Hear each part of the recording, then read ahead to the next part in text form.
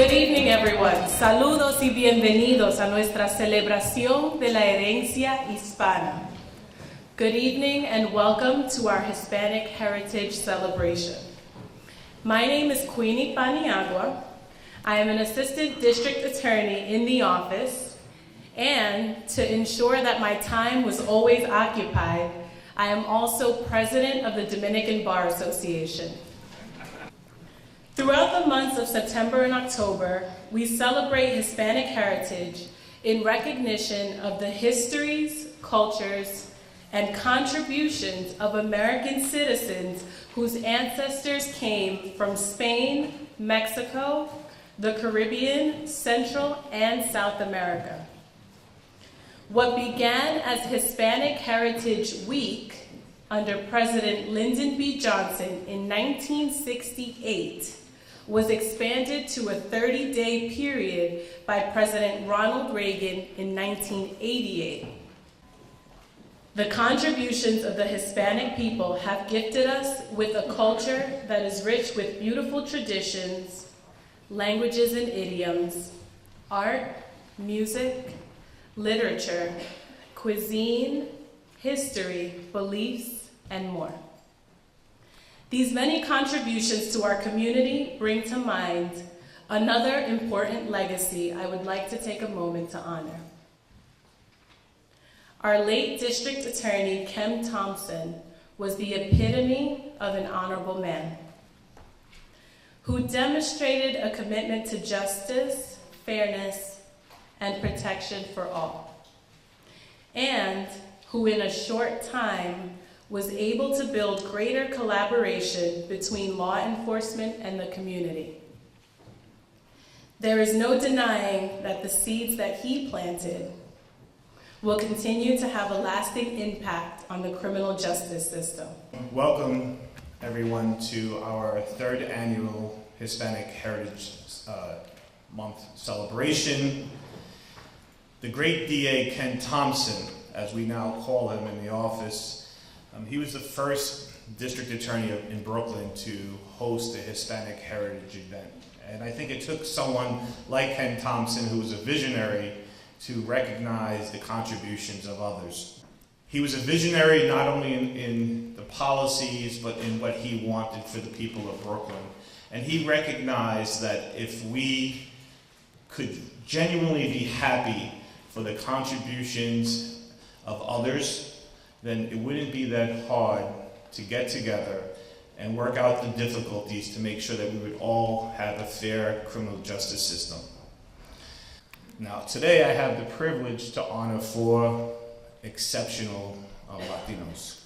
And this is really a privilege for me because we, as Latinos, recognize that we're underrepresented in many areas of business, law, and public life. That underrepresentation, and I have my son here today, sends a painful message to our youth. Who are their role models? Well, tonight we have much to celebrate because our honorees can be held up as bright examples of success for our children. Our first is our community honoree, Onita Mayers. I was born in Central America, in the country of Panama. My mother was born in Kingston, Jamaica, and my father was born in Limon, Costa Rica. They were both raised in Panama because their parents traveled there or were born there, but in both cases, they went there looking for work. The Panama Canal had been built. And as we all know, the story is that there were over 100,000 Caribbean people who went to Panama in search of jobs. They found financial stability in Panama's economy. They were laborers, they were medical technicians, tailors, seamstresses, and the list goes on.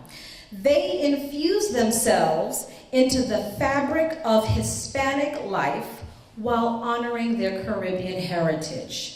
My Afro-Latin lineage brought me to New York as a young toddler with my mother, who too was continuing to seek a better life for herself and for her young child.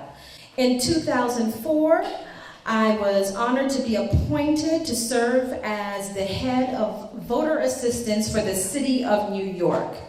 Imagine that, a child of an immigrant and an immigrant herself being asked to represent what is most fundamental to being an American, the right to vote. D.A. Thompson's vision always included providing for the needs of those he served. He made sure that the nonpartisan access to voter registration was always available at his public programs. He made sure that understanding one's voting rights and their privileges were paramount. Personally, he challenged me. He challenged me to think broader, to go deeper, and to make sure that we were always more inclusive at every juncture. Our second award is our Community Legal Award, which goes to Rosveli Marquez Morales. I started my public legal service work with the PRBA almost 10 years ago, and it is an honor to be recognized today. I was born in Puerto Rico and raised in what I say is the old Williamsburg. I used to be on the debate team in junior high school, and that's where my passion lay. But a lot of law schools take us into different directions, mainly into the private sector. So I found myself in a law firm, a private law firm of over 225 lawyers, as the first and only Latina lawyer. But 8 years later, I became the first and only Latina partner at the firm. I made the difficult decision to leave the private practice of law and moved to leave partnership. And I left it because I wanted to pursue a passion of diversifying the legal profession. And I felt that I would make more of an impact in a different role. So I decided to join Sidley Austin, a global law firm with over 1,900 lawyers, as their East Coast Diversity Director, where I focus primarily on overseeing all diversity and inclusion initiatives with respect to recruitment, training and development, and the retention of women and diverse lawyers. So during Hispanic Heritage Month, I wanted to take a moment to reflect on the history of Latinos in this country and to pay tribute to the contributions that we have made in shaping America's culture and achievements. It is an opportunity for all Americans to celebrate the success and generations of Latinos, from law and military to public service, business, education, and the arts. We've enriched our nation's heritage. While being the first Latina partner by my firm was very significant, it did very little for our legacy as a community. Our role models as community leaders is to make sure that those first do not become the only ones, but rather that their hard work and perseverance serves as a roadmap for many of us to follow. Our role as community is to cultivate leaders that will ultimately define and broaden our legacy. Dr. Antonia Pantoja, the founder of Aspira of New York, said, "Somehow, I learned that I belonged with my people and that I had a responsibility to contribute to them. I will participate in changing the situations of injustice and inequality that I encounter because they deny people their rights and destroy their potential. I ask you today to take a look at the people that have helped you sit here today and commit yourself to change the life of one or maybe even a few by accepting what I believe is your social responsibility."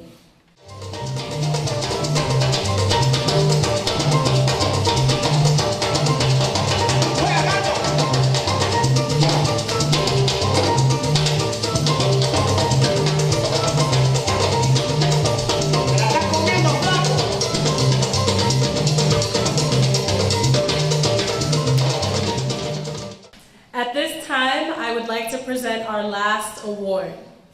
This year, the Community Judicial Award has two very deserving recipients. Our first Community Judicial Award goes to the Honorable Wilma Guzman. I must admit, I am honored, I am humbled to be here today. I wish to thank Eric Gonzalez, the Brooklyn District Attorney's Office, the Dominican Bar Association and Queenie, Paniagua, and the Puerto Rican Bar Association for this really honor I'm getting today. Public Law 100-402, as amended, is what has to be done every year by the President, a proclamation saying that from September 15th to October 15th is National Hispanic Heritage Month. President Obama did that on September 14, 2016. And in his proclamation, which I read, what caught my eye was he said that Hispanics strong work ethics and devotion to la familia, the family. And that made me think about my dad, okay? He believed in a strong work, hard work, and he believed in the familia. And I think that's where we all come from. We come from that upbringing that strong work, hard work will reap the benefits, will get us where we want to go. And that's what he taught all his children. Aside from myself, having studied law and being lucky enough or blessed enough, I was able to get and meet my dreams of becoming a judge someday. One thing you will find, it's that family unity, that family support that brings you to where you are today. And I think Roosevelt said that you need a community, you need a whole team to make it work.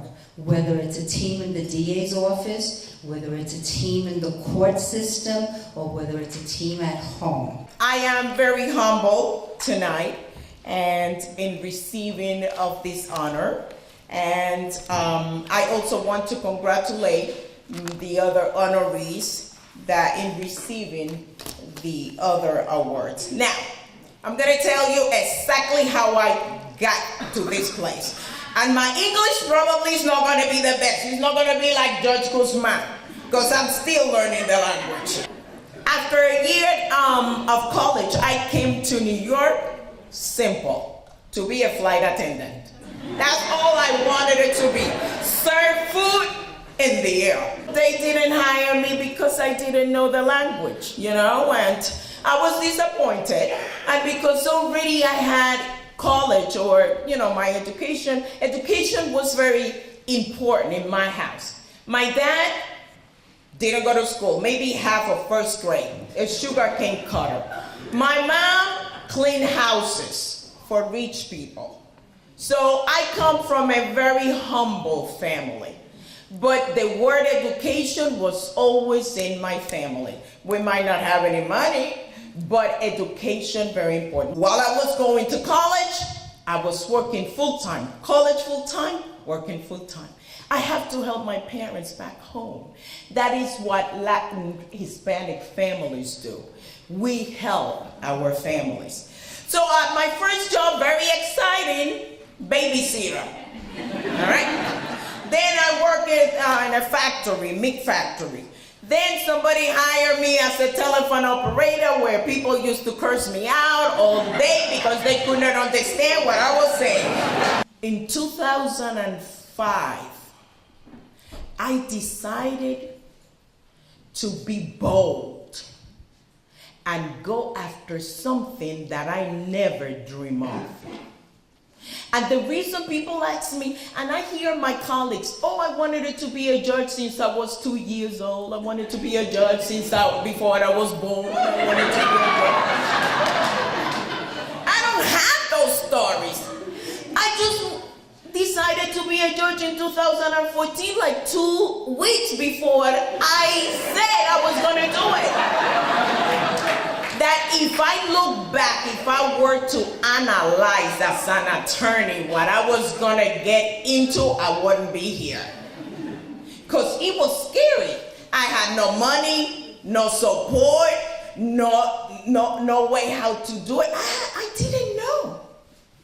But I had this fire in me that I wanted it to do better than something different. And sometimes you have to take these steps.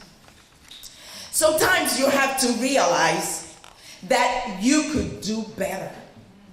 And there is no place for ordinary when you can be extraordinary. I have done so many legal and non-legal jobs, but when I became a judge, I realized that doing the big jobs and the small jobs prepare me for this amazing job. So I know some of you, or many of you, especially Latinos, we try to be shy. Sometimes we don't believe in ourselves. Oh, I cannot do that work. I don't know if I'm going to be able to do it. Listen, my message to you is get out there and do it. That's the bottom line. You are as competent as anybody else, but we have to create this self-esteem and this confidence that is bigger than us. And you're going to go through disappointments. You're going to go through stress. You're going to go through, ups and downs. You're not going to believe. People are going to make you feel miserable. They're going to kill your dream. They're going to make you look like you're not going to be good for something. They're not going to give you support. But you yourself has to believe in you.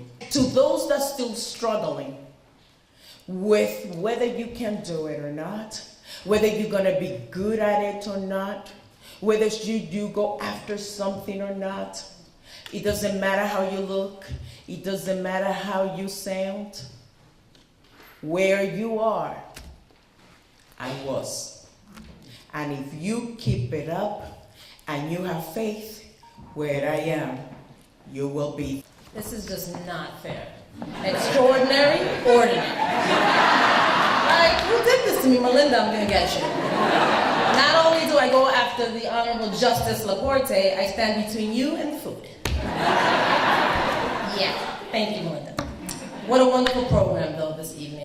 We were obviously hesitant to go forward with tonight's program. But I thought about what he would want us to do, what his advice would be, if he could give it. As his counsel, you would imagine, he and I had many a conversation. Some of my favorite conversations with him were when he spoke to me in Spanish. I bet some of you didn't know he spoke Spanish, although the exec team knows. Every so often, he would give out an assignment to me, and depending on how time sensitive it was, or how important it was, he would say, Maritza, now pay close attention, because this is muy importante. Muy, muy importante. And then he would tell me whatever it was he needed me to get done, what order, and how fast. So I thought about what he would say to me, to us as an executive team, if he were still here. And if he knew we were actually mulling over whether to continue the traditions he set into place by hosting the celebration tonight. In what was seen to be too soon after his passing, and I knew what he would say.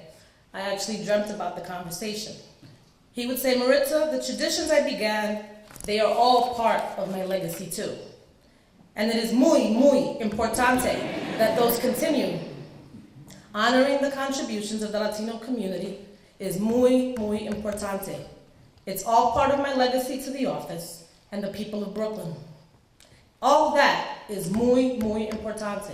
You, we, all of you have to make sure you continue. My response in that dream was, we will hold our third ever Hispanic Heritage event, D.A. Thompson, and under the fearless leadership of Eric Gonzalez, we promise to continue your legacy. Because D.A. Thompson was right. Certain things are just muy, muy importante, and this is one of them. Thank you for coming out tonight.